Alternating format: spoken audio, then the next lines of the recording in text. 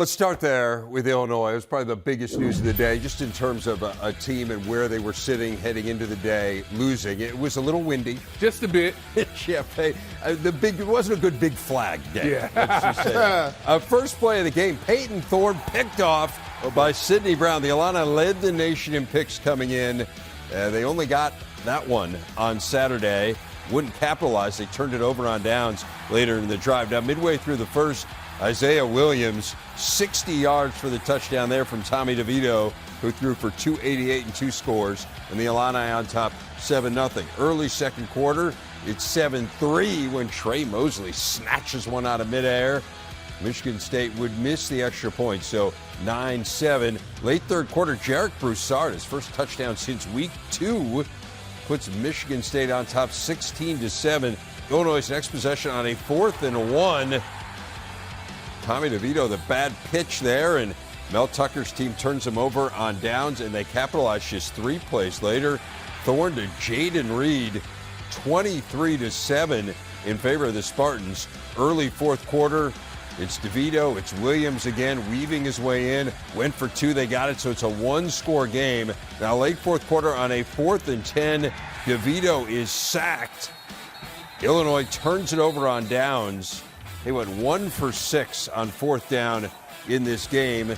This is the one. DeVito to Brian Hightower gives Illinois a first down. One last chance here for them. Down 8.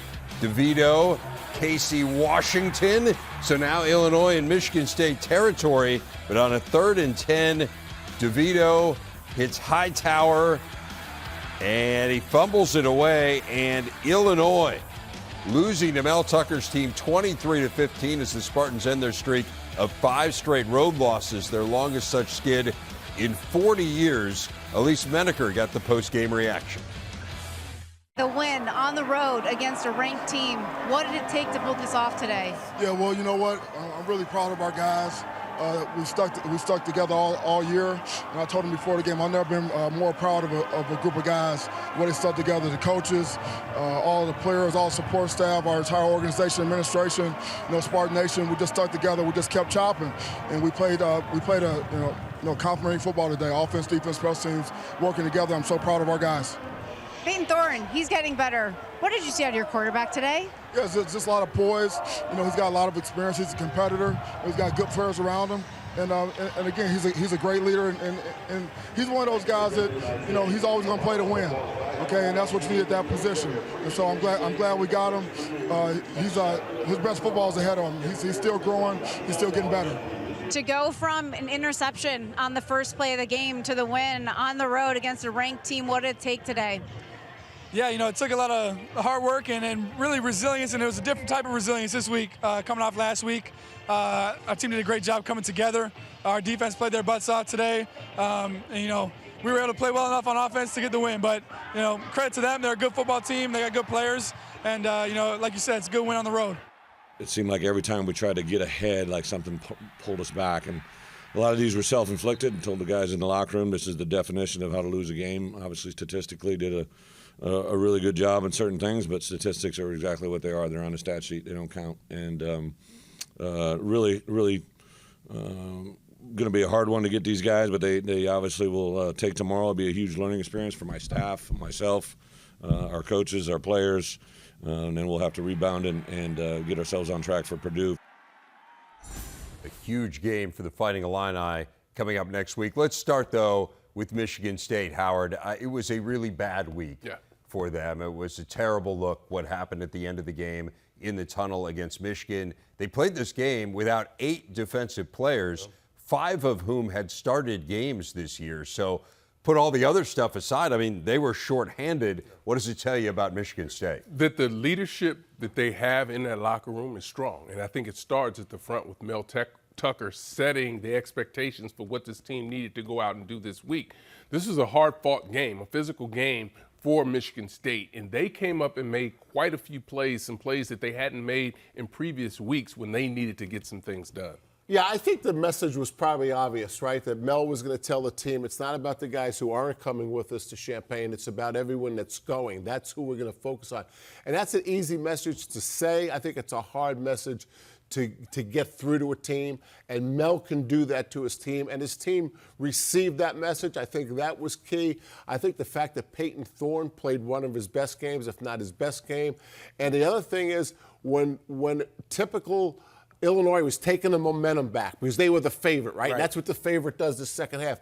When Illinois took the momentum back, Michigan State took it back from them, and that really won the game for him. And what you said about Mel Tucker and how he had to communicate to his team, I think is important, but there's a player aspect of that too, and the leadership within the locker room is what really stands out because you can see it on the field. Guys like Xavier Henderson, Cal Halladay on defense. You talked about Peyton Thorne and his performance, Jaden Reed. But what they're doing all week is they're hearing about how their culture and their team is bad and that they don't have discipline. They're hearing about how they're not a good football team and there's no way they can win when they're down players. And none of that mattered to them today. And Brett Bielema has said it. Stats might not have looked like Michigan State was going to be on the winning side of it, but when it came down to making the critical plays, those guys all stood up. They were outgained by nearly 150 yards in this game, yet figured out a way. Mel Tucker gets his 4th win over a ranked team on the road in the last 4 years as a head coach. That's the most of any coach in the country.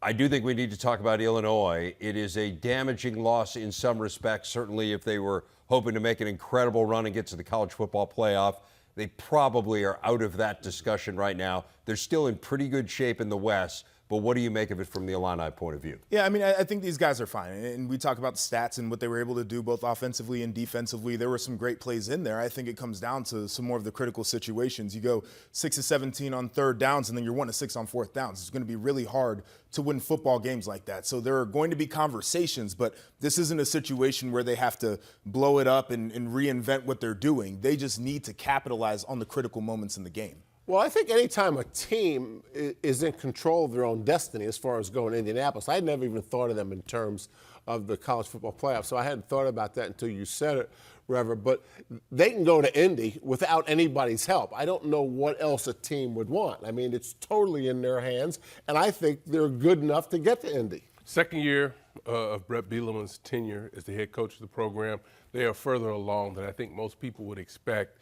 They have a chance, and they are in control of getting to Indy. They need to be able to take advantage of that and not have some of the mistakes that they had today seep over into next week. And next week is the huge game. Of course, they have Purdue coming to Champaign. The Boilermakers will not exactly come in with momentum. They took on Iowa, and the Hawkeyes just dominated this game. Spencer Petras had the confidence just oozing out of this Hawkeyes offense. Petras to Sam Laporta there. Petras 2 touchdown passes. He had 3 all year coming in. Aiden O'Connell, some interception issues again, 2nd straight game. Actually 6th straight with at least 1 pick. He had 2 in this game. And then the offense really humming. Petras, Nico Ragaini, 29-yard touchdown. Iowa on top 14-0. Ensuing Purdue possession. Again, O'Connell picked off. Seth Benson with the pick there would lead to an Iowa field goal. And then here goes Caleb Johnson, Joshua. I mean, this guy is just running away. Hadn't seen a rushing performance like this from an Iowa player in a long time, but it was important that he played the way he did today. 200 yards rushing, first time that's happened for the Hawkeyes since 2015. Telly Hughes with the victorious Hawks. All right, Coach. A solid performance on both sides of the ball. What were the points of emphasis coming into this game, and how were you able to execute so well? Just, hopefully to play good team football. It's a really good football team we beat. They've been playing well. Obviously very dangerous offensively. Our defense did a great job. Really proud of the offense, driving the ball twice into the win. This is a pretty significant factor today. I was going to say, this for the 2nd consecutive week. The offense has played well. Great running game, great passing attack. How were you able to be so balanced? Well, maybe we're growing up a little bit on the offensive side, hopefully. And, Caleb gave us a real spark on that big play. Just, a lot of positive things. We'll just keep swinging the bat, see what happens.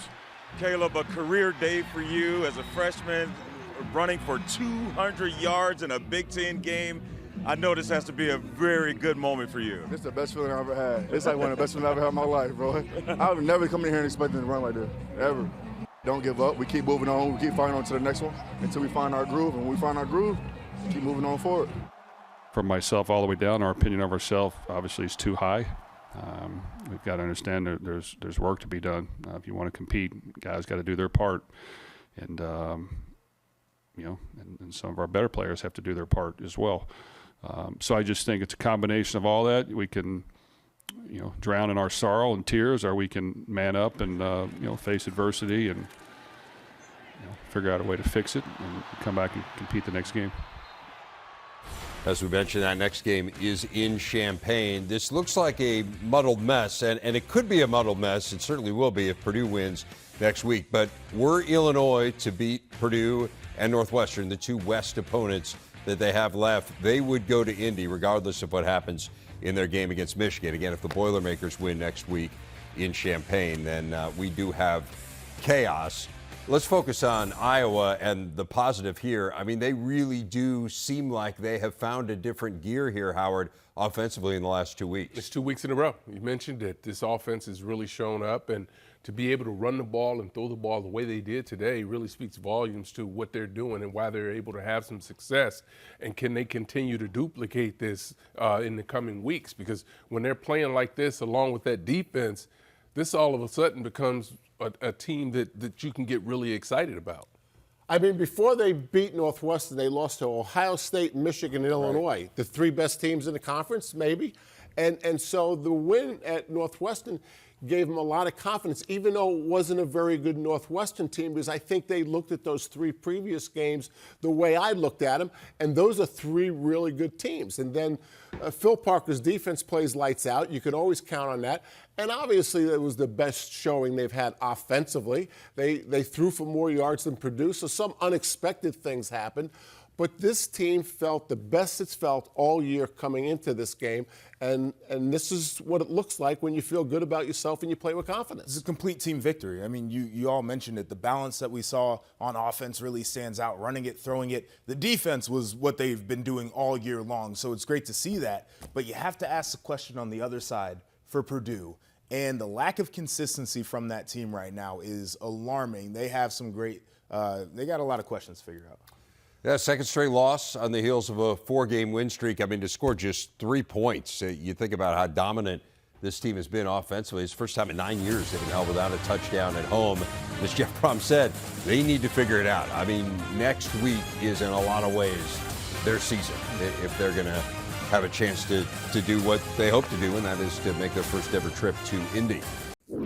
Number 2, Ohio State traveling to Northwestern. Weather was a theme on Saturday. I was telling. I mean, that is a serious win he was kicking into. Ryan Day and company without Travion Henderson in this game. Northwestern looked good early. Brendan Sullivan to Bryce Kurtz. Picks up 12 yards. Sullivan 10 of 14 through the air. Ran it pretty well, too. He did leave late in the game with an undisclosed injury. Evan Hull taking the direct snap, 16 yards for the touchdown. Hull over 100 yards for the 10th time in his career. Northwestern actually outgained Ohio State in this one. Mayan Williams here on a 4th and 1. Xander Mueller coming up with a stop. Wildcats defense keeps it at 7-0. Late second quarter, C.J. Stroud on a 4th and 1 keeps it himself. 16 yards on that play to keep the drive alive. And a couple plays later, Emeka Egbuka on the end around takes it in for the score to even it up at 7. That was the score at the break. To the third quarter, still tied. And a 4th and 1. Northwestern going to that Wildcat formation again, which they ran quite a bit in this game, maybe overly reliant in the second half. Buckeyes came up with a huge stop there, got good field position. And here goes Mayan Williams. 26 carries, 111 yards for him. His 5th career 100-yard game. Buckeyes on top, 14-7. How about C.J. Stroud, guys? He had more rushing yards than passing yards. Did not have that one coming in. Most rushing yards of his career, 79. He threw it for just 76. 2 plays later, it is Williams taking it in from 2 yards out. 70th straight game with 20 or more points for the Buckeyes. That is a new FBS record. Just barely got there, though. 21-7. As they win it, Brooke Fletcher got the reaction. CJ, the weather wasn't doing you guys any favors today, but how were you guys able to overcome that and pull out a win? Yeah, first and foremost, I just want to give all glory and praise to God, be able to come out here and play this amazing game with my amazing teammates. But, yeah, like you said, it wasn't very Fun for the offense. I mean, we didn't get to throw the ball like we wanted to. Some of them carried, but I mean, I think when it was time to compete, we competed. Yeah, this offense is known for the passing attack, but how did the rushing attack really shape the way this game played out? I mean, it was everything. It was tough just to kind of get the ball going and get a rhythm in the offense with sideways rain and sideways wind. So we asked mine to tuck the team on his back, and that's what he did, and I tried to do my little part in there. You guys were tested here today, but you got the win. It was a close one. What can games like this teach you moving forward? Just being resilient. I mean, I know we have a long way ahead, and you never know how games can go. So, I mean, we have a really tough team, resilient team. I think that this type of win is good for us, but we got to clean some things up too. Yeah, this was probably toughest conditions that I can remember since I've been really coaching. The wind was really strong, and really for half the game you couldn't throw the football. So I thought we were gritty. We kept with it. We stuck with it. And the number one goal was to win the game. Finding ways to win in games like this is what it's all about in November. Your offense struggled to get the running game going in the first half, but you guys adjusted in the second. What changed? We started to get the quarterback involved and changed a few of the angles, which was good. And when it's hard, when you don't have that mix, and they have everybody down at the line of scrimmage within 8 yards of the line of scrimmage, it certainly makes it hard. There's a lot of guys down there, and I felt like we got the ball to the second level some, and they were making good tackles. And then, we equated some numbers with CJ, and that was a big difference. Yeah, your quarterback, he seemed like he was frustrated, rightfully so, in the beginning of the game. He's the leader of your team. What did he show you today? Yeah, he was less frustrated than I was. I can tell you that right now. He's tough. He wants to win, and he's a leader. And finally, last question. I mean, every game is a must-win for you guys. You had the CFP on your mind here, so don't blow away. What can you take away from this win here today as you move forward to the rest of the game, or rest of the season? Just gritty. The fact that the only expectation is to win and find ways to win. It isn't about anything other than winning. And if you win, you move on. And that's all that really matters. They did win. They got the fewest yards they picked up in the Ryan Day era, just 283. Again, it is fair to point out, and you certainly heard it and saw it, the weather was absolutely absurd.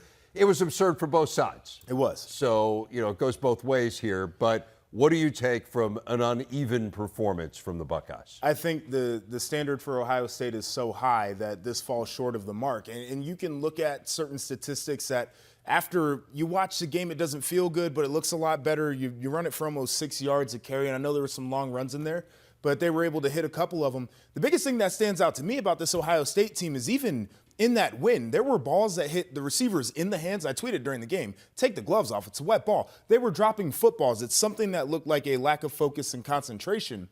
That's the biggest thing that stands out to me about this team. Watching that interview, I probably underrated how bad the weather was. I mean, I didn't get that sense of it until Ryan was being interviewed. The fact that they couldn't control a line of scrimmage better than they did bothers me a little bit. The fact that CJ had to be part of the run game just tells you when you line up in that formation, if you're not dominant up front, as Ryan said, equate the numbers. Mm-hmm. They had to use CJ to equate the numbers. Otherwise, they wouldn't have made any game ground on the game. Yeah, I think it's tough. You look at it from an offensive standpoint. You talked about the drop balls. You talked about really not being able to control the line of scrimmage because of the numbers.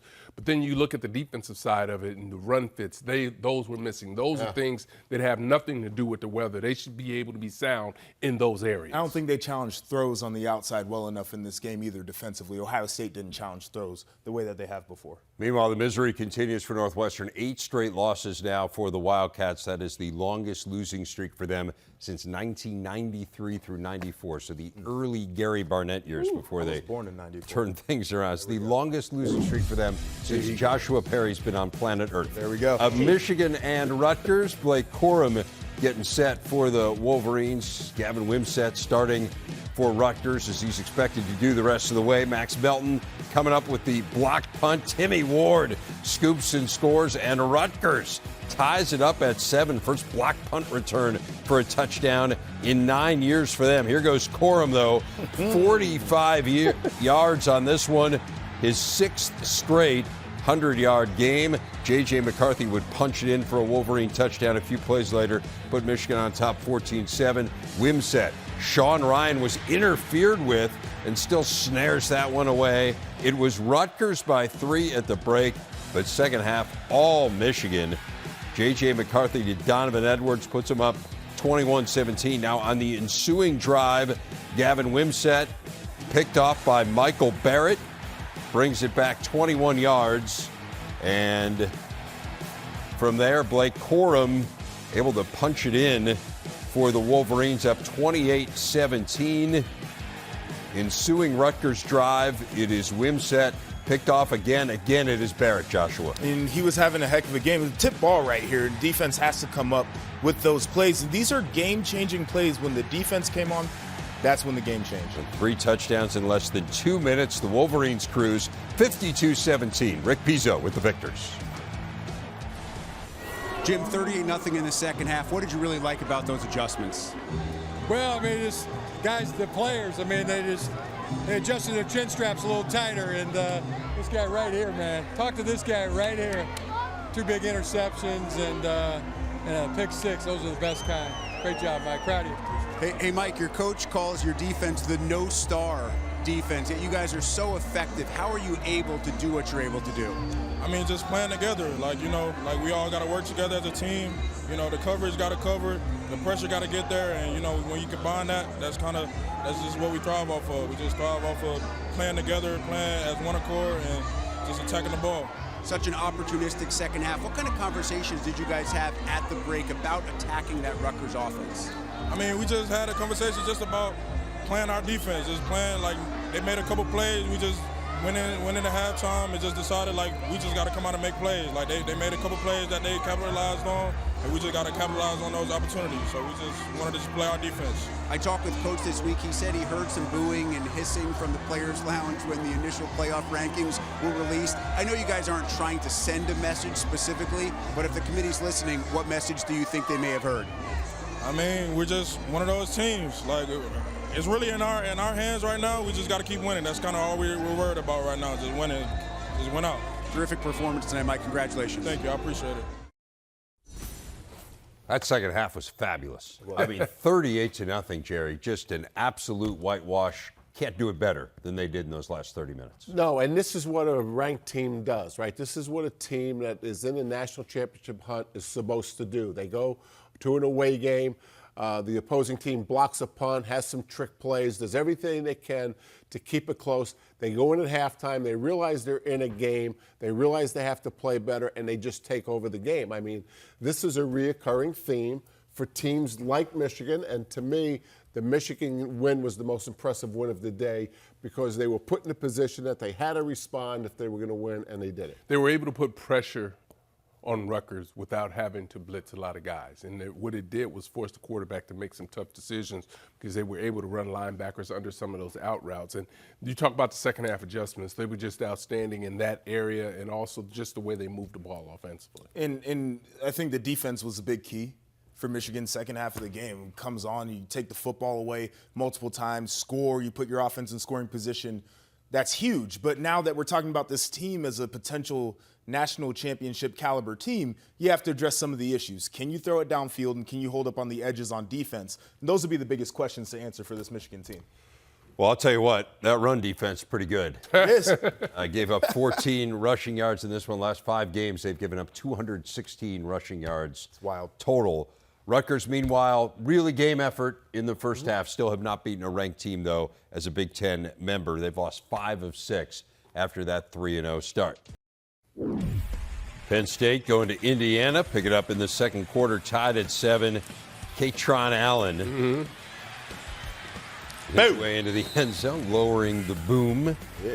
It's the goal line there. It's a good finish. How about this one here, Josh? It's another good finish. Again, run through a little bit of contact, sneak He way looks to the for end it. zone. He might be seeking it. Contact. There's one play on here where he doesn't look for it, though. 21-7 in favor of the Nittany Lions. Jack Tuttle sacked there by Devon Ellies. Tuttle injured on the play. He had gotten the start in place of Connor Bazelak, who wasn't available. Penn State had 6 sacks and 16 tackles for loss. 16. Jeez. How did that pass get through? What? It's concentration. A heck of a catch there by Bretton Strange to keep a drive alive there on a 3rd and 5. Very next play. But Katron Allen here, Joshua. I mean, this is really good football right here. And you're going to see some of the blocks set up downfield. This is what's really important. That's team football right there. Making sure you can pick up a couple of blocks for your guy. Again, seeking contact. I mean, that's pretty crazy. All the way down to the Hoosier 21. Now, this is the one where he avoids contact. And he should. It would have been an odd decision to seek contact there. Penn State wins it by the final 45-14. 7th win for James Franklin's team. Being able to come on the road and get a Big Ten win, we appreciate those. They're hard to get. You look at our conference, you look at nationally, you got to value every win that you can get. We got 2 really good backs that obviously we're excited about, and they're getting a ton of reps. And to be able to take a check down and hit a Katron Allen and him be able to break it for 30 or 50 yards, they're big-time plays. To be able to hand the ball off to Nick Singleton, and he's a threat to score at any point during the game and go 80. Those things are obviously really valuable. I'm happy with the win. I'm happy with how we played. It's something to build on. Nice response in this one, Howard. It really was. And you think about the way they were able to do it, the running backs really stepping up and making the plays, and then defensively being so active in the backfield. Listen, this is an Indiana team that, offensive line is not great, but you talk about Penn State, some of the things that they're able to do to play in their opponent's backfield is key for them. Yeah, I think to undervalue this win would be a mistake. I mean, last week's disappointment, they're on the road. Like James Franklin says, it's a Big Ten road victory. They played really clean football, and this is what was expected of them, and they delivered. I totally agree with you. Penn State had to play like this. I thought it was a very impressive victory for them just in terms of the way they were able to control the football game. Talk about young talent getting in there, too. I mean, the 2 young running backs, really good. Also, you got to see a little bit of the young quarterback in Drew Aller, too, so I know people were happy about that, but a complete win. 9th straight win against unranked teams for Penn State. Meanwhile, the struggles continue for the Hoosiers. 6 straight losses after starting the year at 3-0. Maryland and Wisconsin pick it up in the first quarter. Here comes Braylon Allen. He was a problem for the Terps. His whole run game was a problem for the Terps. 9-yard touchdown there. Badgers up by 7, and Isaac Garendo is gone, Howard. Really nice job. Few opportunities he gets, but to take advantage of this, and then you see the downfield blocking by the wide receiver. No holding on that, coach. I know it's gotten later and you've given up on that, but that was a great block downfield. Jeez, you make one mistake in the morning and you can't shake it for the rest of the night. I'll let Joshua talk about his guy, Nick Herbig. Yeah, you're not supposed to play favorites, but I love this kid. I love the way he plays, and if you watch him, you'll understand why. He's behind the line of scrimmage constantly. This kid's got an extremely high motor, great athleticism, and he makes game-changing plays because TFLs are exactly that. They held Maryland more than 250 yards under their season average. How about Hunter Wohler back in the lineup making the interception there? Wisconsin 23-10 winner. Megan McEwen got the reaction. I think our guys did a great job, and obviously the weather's a factor today. So, when the weather becomes an issue here in November, you got to run the ball, you got to play great defense, and it was pretty fun to watch. We did both of those today. Nick, Maryland averages 34 points a game. Your defense holds them to 10. What was the key to success today? I think we just had to do a good job of executing our assignment. A big thing all week was tackling and finishing plays, and I thought the boys did a great job of that today. You had 2 sacks on the day. I know you are from Hawaii. Talia Tagovailoa also from Hawaii. Yeah. You said it's special when you play against a boy from the islands. Yeah. How would you describe the feeling when you were able to get those sacks? Yeah, I mean, it's definitely different. Being able to go against somebody where you're from, and kind of just say that experience. At the end of the day, it's all love. All love for Talia, but, we came out with the dub, so I feel great. The wind, the rain, we made adjustments. Our plan, we knew because of the wind and rain that it would probably end up being one of those games. We had a real good plan going into it, but sometimes the best laid plans don't work out the way you expect them to, and it didn't today. Again, I thought we were close early on in the run game, but the perimeter blocking on edges here, as we go back, and I'm sure when we watch the tape, I thought we just didn't strain and finish it. Some of the interior blocks that would have given us a chance to manufacture big plays like they had against us in the first half. Mike Loxley's team held to just 3 yards per play. This Wisconsin defense was suffocating. It was, and this is a Wisconsin mold, as you want to play great defense, which they did. And there were questions about their ability to do so earlier on in the year by the way they got started. But I think that this team has really bought in to Jim Leonard and what he can do as a leader, and it's reflected in the way that they're playing right now. Yeah, I think by far this was Jim Leonard's best effort. They've always played good defense in the past, but they weren't great early in the year. I agree, Joshua. This was their best defensive effort. Their offense is okay. It's got to get better eventually, but Jim Leonard had a lot of energy in this team today. Them getting healthy back on the defensive side, getting their players back and really playing at a high level, I thought was a big part of that. You talk about being able to rush the passer, some things we haven't talked about in some of their losses. They were really active up front today. First time all year the Badgers have won back-to-back games. They'll look to make it 3 in a row, head to Iowa. So a couple teams playing pretty well, squaring off next week. And Nebraska, no Casey Thompson for the Huskers, got injured last week against Illinois. So Chuba Purdy gets the start, and the opening drive, it was Purdy. Oh, I see what you did there. Taking it himself for the touchdown. I know, I haven't lost it. 9-play opening drive for a touchdown, 7-0 in favor of the Huskers. Defense looked good too. Caleb Tanner coming up with the sack there, and right before the half, Tanner Morgan brought down hard by Ty Robinson. Morgan taken out of the game, did not return, undisclosed injury for him. Minnesota leaning on Mo Ibrahim in the second half, which is generally a good idea. They tie it up at 10. This is a Minnesota team that had not won a game when trailing by 10 or more points at any point in the game since 2014, but they did it here. They rally for the victory. 20-13 the final as PJ Fleck's team gets the W. They knew what they had to accomplish. They knew that wasn't our best half of football. That's what's great about this team. That's why they're fun to coach. And they're the most connected team. That's why. Because you don't have to tell them the obvious. They get it. And they all came in there and knew what we had to do in the second half. There was no, they were completely poised. There was no worry. They just came in there and knew what we had to do on the first drive of the second half. When we got inside the locker room, it was just like, this is not our style of football. We got to play better. And we knew that.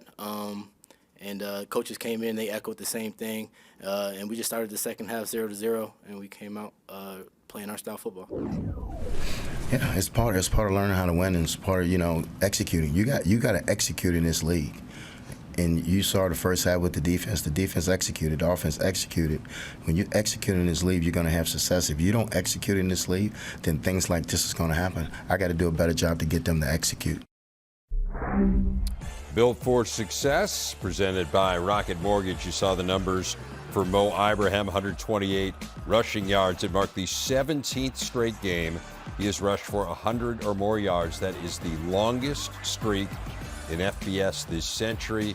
Try to extend it next week as the Gophers go home to take on Northwestern. They got Northwestern and Iowa before their game against Wisconsin. They go in with some momentum. This was a good win. It was a good win. Mo Ibrahim is so valuable to that team because you had a quarterback change in there, and for a lot of teams it really stops what the offense is able to do. It seemed like the offense was only enhanced once they really focused on giving the ball to Mo. Again, the value for him to this team is immense. Yeah, the second game they had to come back, right? We talked about this morning. They were off to a fast start, and then they had those 3 losses, and now they play today. They've got 3 other West Division games after this one. They can finish strong and win 9 games. Yeah, Nebraska gave it all that they had, right? Mm-hmm. But when you don't have your starting quarterback out there who's such a difference maker, it really affects what you're ultimately able to do from an offensive standpoint. They will need to win out now to become bowl eligible for the first time since 2016. Gophers, meanwhile, 4 straight wins over the Huskers. First time they have accomplished that since the 1940s.